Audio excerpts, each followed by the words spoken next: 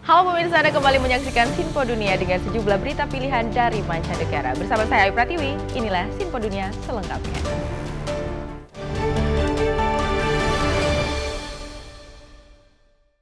Kita awali dengan informasi pertama pemirsa, dukungan Amerika Serikat di bawah Joe Biden terhadap Israel dalam peperangannya melawan kelompok Hamas di Gaza terus menuai kontroversi di dalam negeri. Kunjungan Presiden Joe Biden ke Michigan disambut penolakan sebagian warga terhadap kebijakan pemerintahnya dalam perang Israel-Hamas, khususnya di Dearborn, yang lebih dari 50% penduduknya dari keturunan Arab. So we don't want to see him. He's genocide Joe. He's complicit in a catastrophe that's happening 1,000 miles away. People think that it's not hurting us, but it is. We're aiding it with our money. Michigan adalah negara bagian penentu dalam pilpres yang ingin dimenangkan Partai Demokrat. Tapi banyak warga Arab dan Muslim kini mendukung gerakan Abandon Biden atau Tinggalkan Biden dalam pilpres November. Menurut analis kebijakan luar negeri biasanya bukan isu yang menentukan dalam pemilu Amerika Serikat. Namun tahun ini perang di Gaza mempersulit posisi Biden. Biden has handled this issue adroitly, about as well as any president could.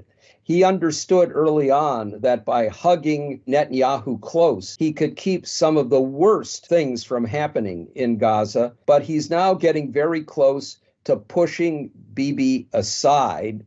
And that means that the initial move, which alienated a lot of voters, not just Arab American voters, but young progressives, may in fact end up being worse for him. Sebelumnya, organisasi HAM Amerika Serikat bersama sejumlah diaspora Palestina di Amerika menggugat pemerintahan Biden ke pengadilan federal. Dalam gugatan itu, pemerintahan Biden dituduh gagal mencegah apa yang dikatakan penggugat sebagai genosida rakyat Palestina di Gaza oleh Israel. Gugatan tersebut menyebut Presiden Amerika Serikat Joe Biden, Menteri Luar Negeri Antony Blinken, dan Menteri Pertahanan Lloyd Austin sebagai tergugat dan bertujuan untuk memaksa pemerintah Amerika Serikat tak memberi dukungan finansial maupun diplomatik tanpa syarat kepada Israel. Namun sidang yang berlangsung di pengadilan federal di Oakland, California itu berakhir dengan penolakan hakim dengan alasan landasan yurisdiksi. Sejumlah analis telah memperkirakan putusan hakim. Domestic court challenges to U.S. foreign policy. To my knowledge, pretty much every one of them has been thrown out. Not because of merit, but because traditionally American courts have said foreign policy is between Congress and the president. Meski demikian, hakim federal meminta pemerintahan Biden mempertimbangkan dukungan bulatnya bagi Israel, mengingat keluarnya putusan sementara Mahkamah Internasional dalam gugatan Afrika Selatan terhadap Israel. When there's been a plausible case of genocide being established by the court on the votes at the court, keep in mind, are either 15-2 or 17-1. It's incumbent upon us, because of the genocide being the crime of crimes, that all countries have a responsibility to try to end the genocide or end the genocide in the making. Dalam putusannya 26 Januari lalu, Mahkamah Internasional meminta Israel mencegah terjadinya genosida di Gaza tanpa meminta Israel menghentikan serangan. Dari Washington DC, Yuni Salim dan tim VOA. Pemirsa, pemerintahan Biden mengubah kebijakan penanganan kasus penyanderaan warga Amerika Serikat. Namun apakah kebijakan ini akan bisa membantu Sandra sesegera mungkin? Berikut laporannya. Austin Tice yang hilang di Suriah sejak Agustus 2012 adalah wartawan Amerika yang paling lama menghilang. Pemerintah Suriah menyangkal telah menahan Austin, namun Departemen Luar Negeri AS meyakini sebaliknya. We believe to this very day that Syria still has the power to release Austin Tice. That is why we are calling on the Syrian regime to do just that. Kepada VOA, kelompok pendukung pembebasan Austin menyatakan pada 2020 lalu, pemerintah Suriah bertemu dengan pejabat AS dan mengindikasikan permintaan pengurangan pasukan AS di Suriah, keringanan sanksi, dan hubungan diplomatik terbatas kedua negara. Now what needs to happen is an offer needs to be put on the table, and it is the United States that needs to do that. That is where the ball is right now. Kasus penyanderaan antar negara adalah isu sensitif yang kerap melibatkan pejabat tertinggi, seperti dalam pertukaran tahanan untuk mengembalikan mantan marinir AS Trevor Reed dari Rusia. Setelah atlet basket Brittney Griner muncul di pengadilan Rusia atas dakwaan kepemilikan narkoba, pemerintah Biden mengubah aturan penanganan penyanderaan yang memungkinkan penjatuhan sanksi dan larangan masuk bagi oknum yang menyandera warga AS. Jumat pekan lalu di pengadilan distrik AS di Alexandria ini, El Shafi El Sheikh berkebangsaan Inggris dijatuhi hukuman seumur hidup atas perannya dalam upaya ISIS menculik sekitar 24 orang dari negara-negara barat. Korbannya termasuk James Foley, wartawan dari Amerika Serikat yang tertangkap pada tahun 2012 dan kemudian dipenggal oleh ISIS. Kepada VOA, Ibu James mengapresiasi sejumlah langkah yang telah dilakukan pemerintah AS untuk melepas sandera. There's definitely been progress, Anita. I really feel there is. In 2015, the Hostage Recovery Fusion Cell was created, the Special Envoy, and the whole hostage enterprise. When Jim was in captivity, there was no such thing. So at least we have people accountable for the return of Americans. So there's definitely a heightened awareness at the highest levels of our government. Kesabaran adalah kunci dari negosiasi sandera, menurut mantan negosiator sandera di era Presiden Jimmy Carter. President has to have confidence in his negotiators. If he tries to jiggle their elbow to get the hostages back with more dramatic threats or more dramatic concessions, he'll really, even if he succeeds in the instant case, make things more difficult for the United States when hostages are taken again in the future. Saat ini ada sekitar 60 warga negara atau pemegang visa AS yang disandera atau ditahan dengan berbagai alasan yang bisa dipertanyakan oleh negara atau aktor non-negara, menurut James W. Foley Legacy Foundation. Dari Alexandria, Virginia Gunawan dan tim VOA. Kita beralih ke informasi selanjutnya, pemirsa. Untuk mengatasi kesenjangan pendidikan di Indonesia, 2 remaja generasi kedua diaspora Indonesia di Amerika Serikat membentuk tim volunteer untuk mengajarkan bahasa Inggris ke siswa sekolah cendekiawan yang ada di daerah Bogor secara daring. It started off by me just tutoring my cousins, my relatives, and I realized that a lot of people are actually really willing to contribute and they want to share their skills. Berawal dari mengajarkan bahasa Inggris kepada keponakan dan keluarga, sebuah ide besar pun lahir. Make a small contribution to the educational disparity gap in Indonesia. Inilah Nadia Al-Arif, remaja 18 tahun yang baru lulus SMA ini merintis The Flutter Project bersama sahabatnya Zaila Ihsan. Misinya mengangkat dan memberdayakan anak-anak Indonesia yang memiliki potensi untuk berkembang. Melalui The Flutter Project, mereka menjembatani para diaspora muda yang ingin berbagi, mengajar bahasa Inggris kepada remaja di Indonesia yang tak memiliki akses ke sumber-sumber pengajaran. Dan inilah suasana belajar mengajar yang dilakukan secara daring dari rumah orang tua Nadia di Rockville, Maryland.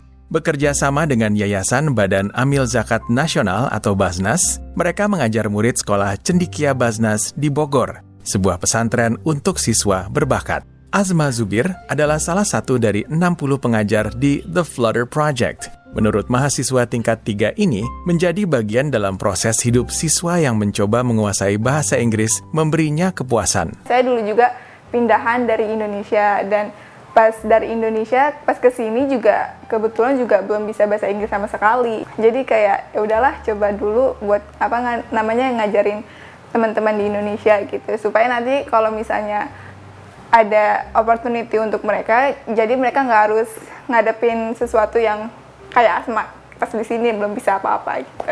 Berbeda dari kelas konvensional, setiap sesi yang terdiri dari 1 atau 2 pengajar dengan 2 siswa dimulai dengan obrolan santai agar proses belajar tak bersifat satu arah. Because they're closer in age, even though it has its challenges at times, I think it's really allowed the students to have a more human connection with with the language as well, because being able to share those experiences and having parallel experiences, even though a lot of these students and tutors are from the opposite ends of the globe, it really connects them more. Metode pengajaran ini diakui efektif oleh Evi Sylvia, guru bahasa Inggris di Sekolah Cendekia Basnas. Karena memang metode pembelajarannya ini lebih menekankan kepada ketertarikan anak.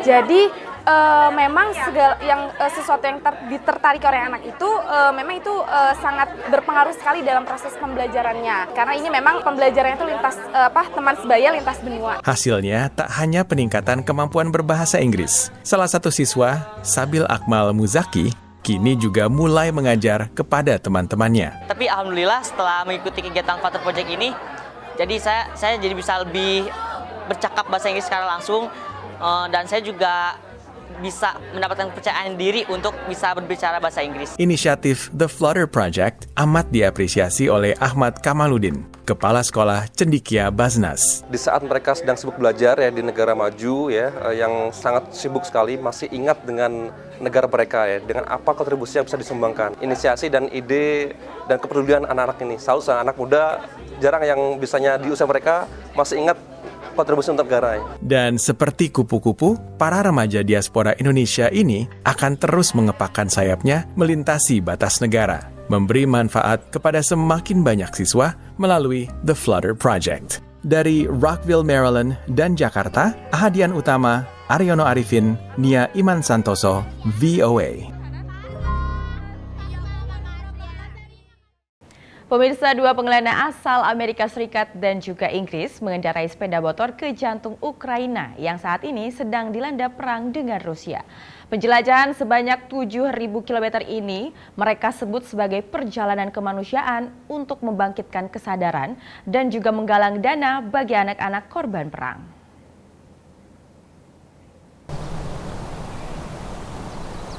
Ini adalah Pamir, stasiun radar era Uni Soviet yang sudah ditinggalkan di pegunungan Carpathian di Ukraina yang terletak pada ketinggian 1.565 meter.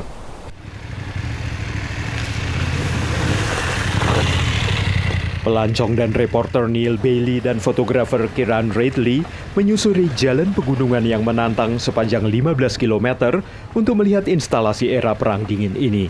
Growing up as kids with the Cold War, we always had the nuclear threat and, spies and Reds under the bed, and it was very much my generation. Dibangun pada 1960-an sebagai stasiun pertahanan udara, 5 kubah ini kini menjadi pengingat akan ambisi Rusia. The last attempts by the Soviets to do something, now Russia's doing it again, and it's a different, is someone going to stand on a memorial 40 years from now to this war? Neil dan Kieran telah berkendara lebih dari 7.000 km di Ukraina, melewati berbagai pos pemeriksaan, melintasi jalanan dengan padang rumput di selatan, dan off-road di Carpathian. Definitely the motorcycle helps. It really breaks down barriers and is a good icebreaker. I think you get better access, actually, because people are intrigued straight away. What's this hairy English guy doing on a motorbike? To better understand this... Neil tinggal di Amerika dan bekerja sama dengan Barber Motorsports Museum di Birmingham, Alabama. Dan ia sangat paham soal sepeda motor. I'm Neil Bailey, motorcycle journalist. Neil sudah berkeliling dunia dengan motor selama lebih dari 20 tahun, mengumpulkan dana amal lewat organisasi nirlabanya, Wellspring International Outreach Foundation. Dan Ukraina adalah negara ke-56 yang ia kunjungi dengan motor. These experiences have allowed us to see something completely different. I wasn't watching this on social media and the news before I came. Selama lebih dari 4 minggu, kedua pria ini bertemu para penambang dan nelayan. Mereka mengunjungi trek balapan dan trek sepeda motor yang dibom di Bucha. Mereka bertemu petani di dekat Odessa dan tentara yang menjalani rehabilitasi di dekat Lviv. Mereka berbicara dengan anak-anak yang mendapat perlindungan di sebuah biara. Dan bertemu pasien di rumah sakit anak. Ukraine's quite a special place, I think, and the people really shine through. Venezia menjadi tempat terberat dalam perjalanan mereka. Neil dan Kieran tiba 3 jam setelah rudal Rusia menghantam pusat kota dan menewaskan puluhan warga sipil. You just think, These poor people had no chance. It's just like we're standing here right now. That's what it is. And how do we look at that? How do we reconcile that in our minds? Neil mengatakan ia ingin dunia juga melihat apa yang ia lihat. Karena menurutnya, begitu kita melihatnya, maka tidak mungkin lagi untuk mengabaikannya. Dari Arlington, Virginia, saya Helmi Yohanes dan tim VOA.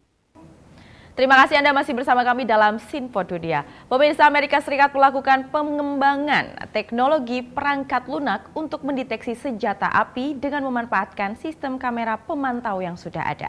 Pengembangan ini dilakukan akibat gelombang penembakan massal di Amerika Serikat yang memicu sejumlah pihak fokus dan ingin ada cara untuk mencegah kematian akibat senjata. Boom, boom, boom, boom. I heard gunshot. I see dead bodies on the floor. Kekerasan senjata di Amerika telah mencapai tingkat seperti epidemi. I'm really terrified. Dan banyak warga Amerika muak. We are enraged. We are disgusted. Meski sikap Amerika terhadap hak senjata dan undang-undang pengendalian senjata masih terbelah, namun tragedi penembakan massal di sekolah, supermarket, dan pawai komunitas belum lama ini semakin mengedepankan teknologi yang bisa membantu mengurangi kematian akibat senjata. I saw people were doing facial recognition technology, and I was like, what if we use existing security cameras to detect guns? Perusahaan Mike, Zero Eyes, mengembangkan perangkat lunak pendeteksi senjata memakai kecerdasan buatan untuk menganalisis data dari kamera keamanan yang ada guna mencari senjata. Setelah perangkat lunak menentukan ada senjata yang terlihat, we hit dispatch, and that alert goes through to our clients, and simultaneously will go to 911. SMA Regional Rancho Cass Valley di New Jersey adalah yang pertama memakai perangkat lunak ini. Sekolah mengadakan latihan penembak aktif dengan teknologi yang membawa mereka ke sang penembak dalam waktu sekitar 90 detik, yakni separuh waktu yang dibutuhkan dalam latihan serupa tanpa teknologi. In these situations, it's all about minimizing the time, which minimizes casualties.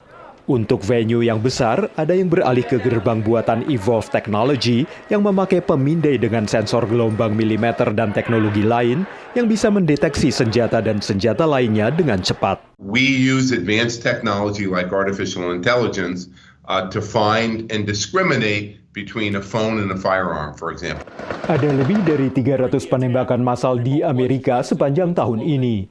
Meskipun teknologi seperti ini tidak bisa menjamin akan mencegah lebih banyak penembakan massal, tapi ini adalah salah satu upaya untuk menjaga agar ruang publik tetap aman.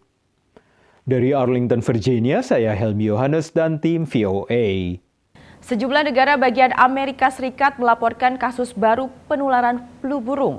Departemen Pertanian Amerika Serikat menyerukan agar peternak unggas untuk waspada dan juga melakukan protokol kesehatan yang sangat ketat untuk mencegah penularan penyakit yang mematikan bagi ayam dan juga unggas lainnya. Pada Desember lalu, Mike Weber mendapat kabar yang paling ditakutkan banyak peternak ayam seperti dirinya. Ayam petelurnya tertular flu burung alias avian influenza. In some of our buildings, the virus got to the birds so bad and so quickly. You walked in and the birds were just dead. And heartbreaking doesn't describe how you feel when you walk in and perfectly healthy young birds have been just laid out. Sunrise Farms yang didirikan kakek buyut Mike memberlakukan protokol kesehatan ketat, tapi tetap saja ayamnya ternyata tertular. The first thing you have to do is to kill every chicken on the ranch because they're like a virus factory and they're going to be putting out all sorts of virus into the air and it can infect other ranches. Pemerintah Sonoma County, negara bagian California, tidak jauh dari San Francisco, menyatakan darurat flu burung. The bird flu comes from flying ducks.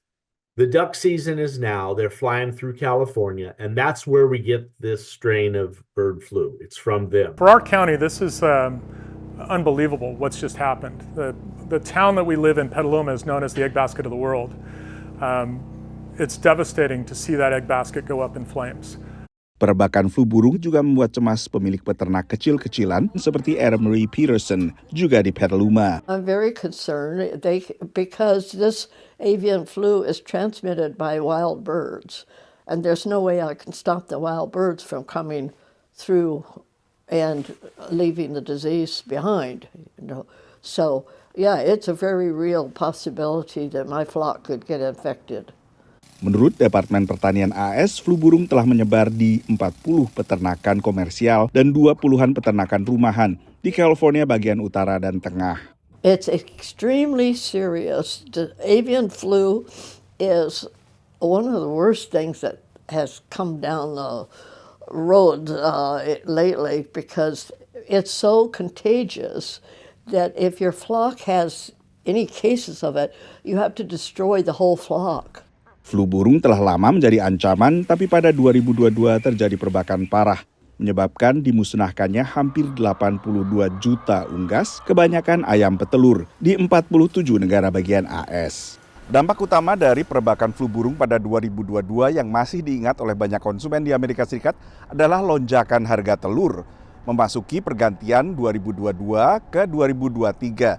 Dan meski harga telur telah stabil, dikhawatirkan harga ini bisa meningkat lagi bila semakin banyak unggas di pantai barat Amerika dan wilayah lain akhirnya terjangkiti oleh flu burung.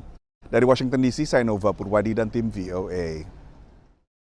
Pemirsa, sebuah perusahaan di Kenya menggunakan ampas tebu untuk membuat produk kemasan wadah makanan yang mudah terurai. Perusahaan ini berharap upaya mereka bisa membantu menekan polusi plastik karena data menunjukkan sekitar 30% produksi plastik dunia digunakan untuk pengemasan.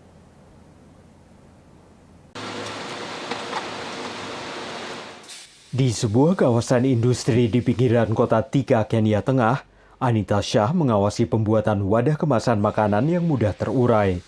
Anita mengaku frustrasi dengan banyaknya plastik kemasan yang ia lihat setiap kali berbelanja di supermarket.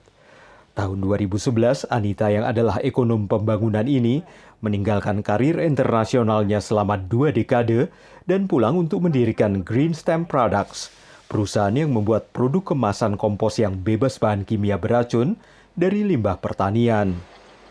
Menurut Anita, ia ingin melindungi lingkungan dan memerangi perubahan iklim.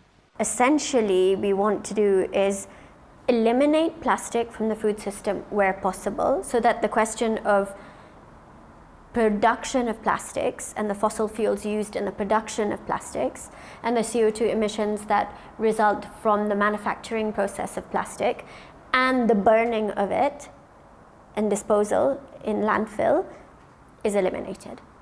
Perusahaan ini menggunakan limbah tebu, yakni ampas tebu sebagai bahan baku, tapi mengatakan produk sampingan tanaman lainnya juga dapat digunakan. Ampas tebu yang dihaluskan menjadi bubur kemudian dipres menjadi bentuk yang diinginkan sebelum dipangkas dan disemprot dengan pelarut berbasis bio yang kedap air, kemudian dikeringkan. Hasilnya adalah beragam wadah kemasan yang dapat terurai secara hayati.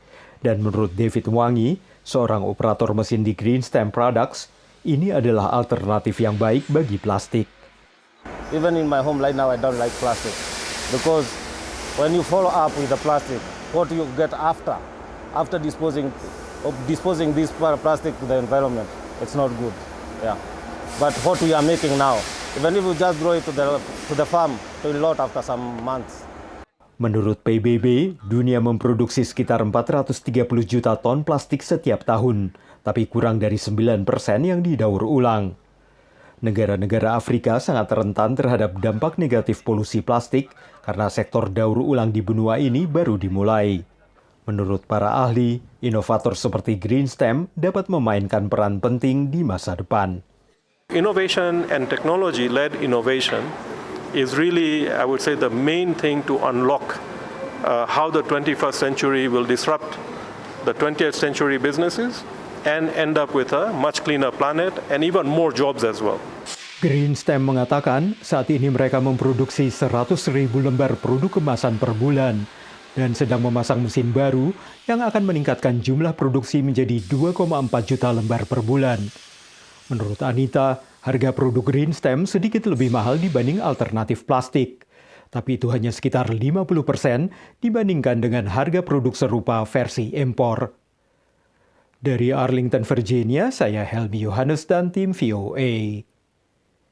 Dan pemirsa, informasi tadi menjadi penutup perjumpaan kita dalam Sinpo Dunia kali ini. Saya Ayu Pratiwi dengan seluruh kru yang bertugas mengucapkan terima kasih dan sampai jumpa.